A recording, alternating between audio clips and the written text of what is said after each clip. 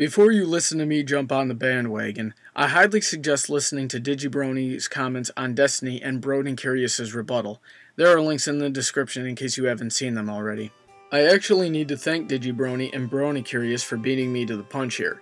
A discussion on what a Cutie Mark is supposed to be and its implications on the possible philosophy that the show carries is buried in my original list of debate topics. However, this one was tough for me. In all honesty, my thoughts were quite convoluted and organizing them on paper was much harder than it usually is. But why is that a good thing? Well, I had decided to hold off on this topic for a while until I could figure out how to organize my thoughts. And then these gentlemen made their videos and in doing so, brought up a lot of points that I was going to bring up, thus striking down the need for me to bring them up myself, in which I would have not only confused myself, but anyone else listening to me as well. Not only that, but now I have something to work off of. And filling in the gaps of the very few points I believe they missed, my response will be much shorter and simpler. A brief summary on DigiBrony's original sentiments is that equestrian society works almost completely opposite to American society in that the ponies have a destiny and they are expected to figure out and fill their place at a young age. Whereas in America, we believe that regardless of where you come from, you can do anything you want should you put your mind to it. Which is true of American culture to an extent, but false in other facets that are unrelated to this topic and will thus be touched upon another time. Bronycurious then responded by saying that though he agrees the two cultures are somewhat opposed, he does not subscribe to the theory of destiny.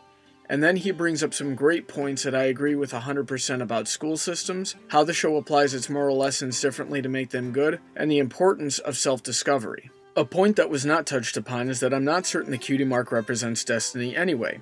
In reviewing Cutie Mark Crusader episodes, I only hear the word destiny twice, both times from Rarity. However, the words special talent are used much more frequently. Knowing one's special talent not only helps them figure out what they could do with their lives to make themselves happy, but also helps them find a way that they can share their gifts with the rest of society. Just like the way that Cheerilee said that because she knew she loved spreading cheer, she realized she could bring her full potential to fruition by being a teacher. But the Cutie Mark only comes about when they realize this themselves. Therefore, it is also a mark of maturity, which is why the children of the series strive to achieve it, albeit they often go about the task the wrong way and for the wrong reasons, but the beautiful thing is that they don't realize this yet, which will make the learning experience all the more satisfying. Rarity seems to understand this the best and boils all of that down to one simple word, hence why she uses the word destiny in both Cutie Mark Chronicles and Ponyville Confidential. So while equestrian society isn't like American society, these ponies are very human. Bronycurious may disagree with me since he stated that in real life you are a burden to yourself whereas in Equestria your life is a gift. I have always believed that life is a gift and everyone is created and born with a special talent of their own. This usually derives, to an extent, from whatever your interests or hobbies may be. We are, in fact, blessed with these talents for a higher benevolent purpose, which would fill the argument of destiny. However, we are also blessed with free will and the choice to find it, pursue it, ignore it, or choose something entirely different and go on with the lives as we choose. An example of this in the show would be in Sonic Rainboom. That is, unless working at the weather factory somehow requires skills that one might obtain from basketball, football, and powerlifting. Or an example of this in real life would be someone who you know who has a job doing something that they don't enjoy and or does not coincide with a talent that the person very obviously has. For example, does anyone else know a great musician who deserves all the fame and fortune given to some crummy pop singer who doesn't deserve it, but is instead working as an accountant? Or a photographer, better than the ones featured in National Geographic who is working for corporate sales? Or a great cook, working as a landscaper? Or, in general, anyone that should be doing something that they love and are great at, but for whatever reason aren't? We all know someone like that. Some of you may be that person. And usually, these people only get to experience what they love in small doses and have minimal chances to share their love for it with others. The reason why humans have so much trouble figuring out what we're good at is, obvious statement is obvious, humans are not ponies. The ponies understand exactly how to go about finding out what their special talent is and have a very explicit way of knowing when they've realized their role in society. Humans have to go through a lot of trial and error before figuring out what their special talent is, and very few of us ever figure out how to apply it in a practical sense.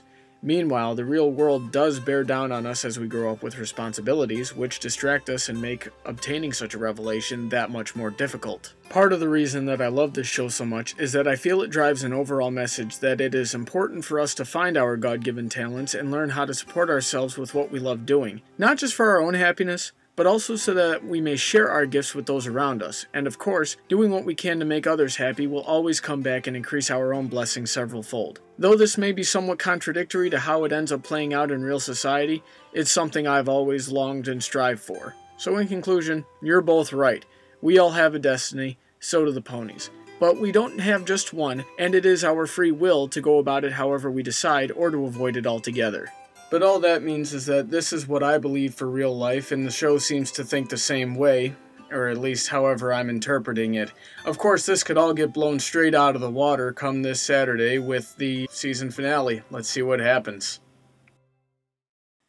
If you have a topic on bronies, ponies, news, or anything in general that you would like to hear discussed, or if you have an episode, fanfiction, product, or anything else you would like to hear reviewed, send me a YouTube message or leave a comment below. You can also drop comments, questions, topic suggestions, and review suggestions by liking Brony Debates on Facebook, following on Twitter, or sending an email to bronydebates@yahoo.com. Have a great day, and I look forward to speaking with all of you soon.